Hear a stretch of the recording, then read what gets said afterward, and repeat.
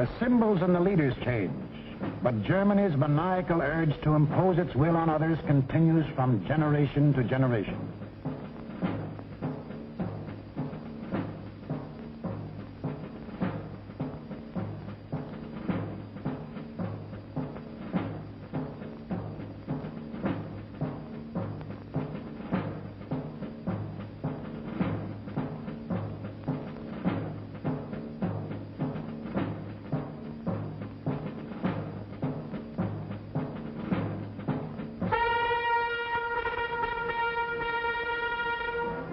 In the last 75 years, this madness has cost the world more than 20 million killed, more than 60 million wounded, more than 200 million made homeless. This does not include the untold millions that died of disease resulting from war, or the billions upon billions of dollars worth of property destroyed. Nor does this include the grief, the anguish, the misery, the terror that the world has suffered, due to the Germans' insane passion to enforce their rule upon their neighbors. This passion for conquest reached its hysterical climax when Adolf Hitler enthroned himself as God and the German Führer.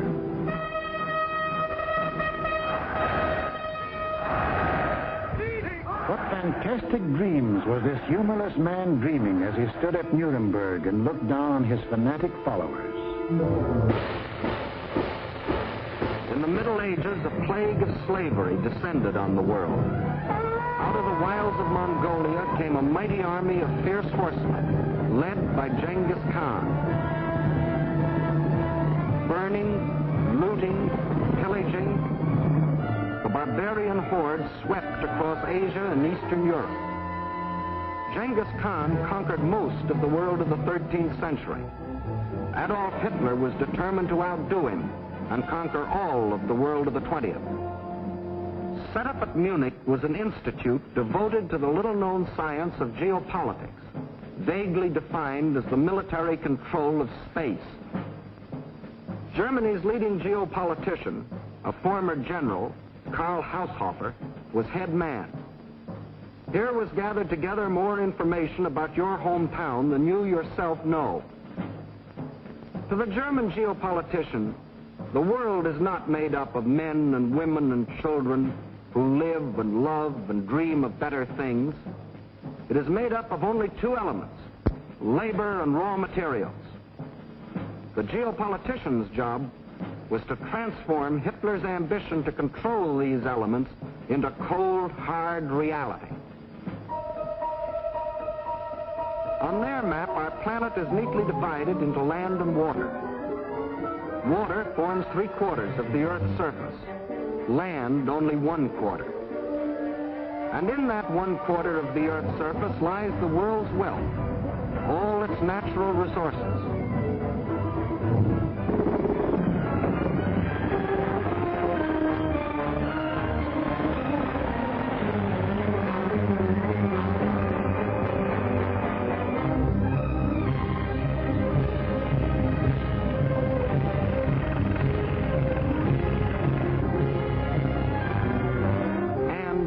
Manpower.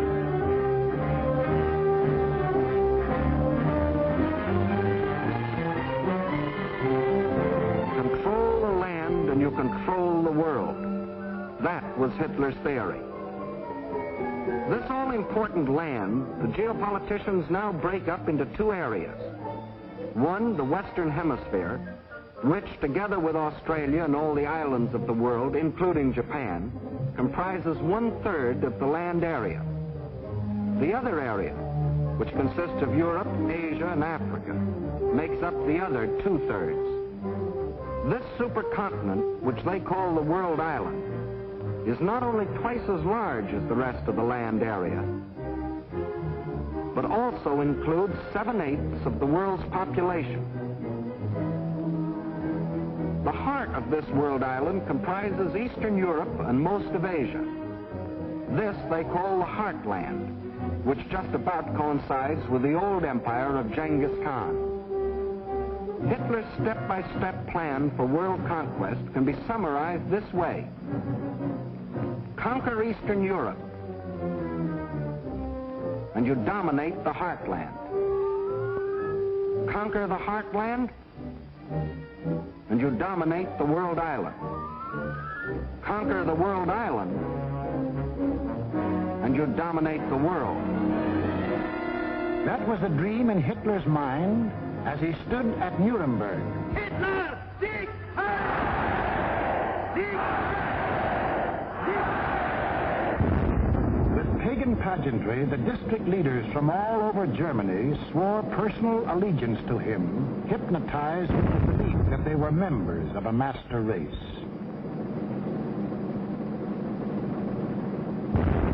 This film will deal with Act One of the Nazi bid for world power, the most fantastic play in all recorded history. Hitler had seen Hirohito grab off Manchuria and other territory from the Chinese. He had watched Mussolini get away with the rape of Ethiopia. He had seen the democratic world look the other way while these illegal aggressions were going on. And he smiled. For collective action to enforce peace, the only weapon he had to fear, had broken down. It was time now for the Nazis to start crossing borders. It was time for Hitler to put his plan into action. And what was he waiting for? He was waiting to soften up his victims, keep them from uniting.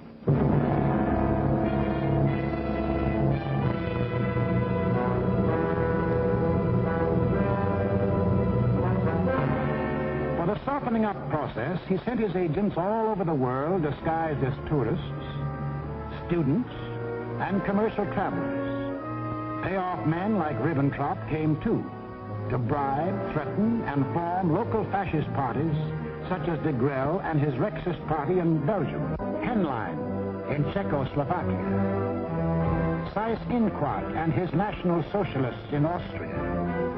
In Britain, Sir Oswald Mosley offered himself to the people as a Hitler with an Oxford accent. In other words, I'm told that Hitler is mad. Well, I've got another view myself. Until the day when they would make easy Hitler's actual invasion, these subversive fascist organizations provoked riots and rebellions, creating scenes like these in France.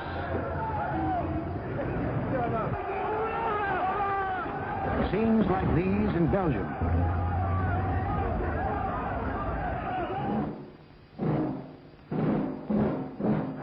And where do you think this is?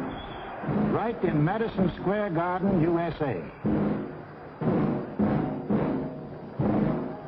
And this is Fritz Kuhn, leader of a German-American Bund, hiding behind the American flag, but taking his orders from Berlin and copying the methods of Berlin. That was the softening up process outside Germany. But inside Germany, it was a different story. Here, in utmost secrecy, the hardening up process, building up Hitler's army and his industry. Tell the world we have no raw materials, and never let them see what goes on. Day after day, night after night, month after month, year after year, we must have the world's most powerful club. Forget ours. Forget working conditions. Forget how to think. Forge the club of blood and iron. Let the democracies talk about freedom. No freedom here. No labor unions. No overtime. The Fuhrer tells you where to work, when to work, how long to work, how much your work is worth. Forge the club of blood and iron. We have a sacred mission. Today we rule Germany. Tomorrow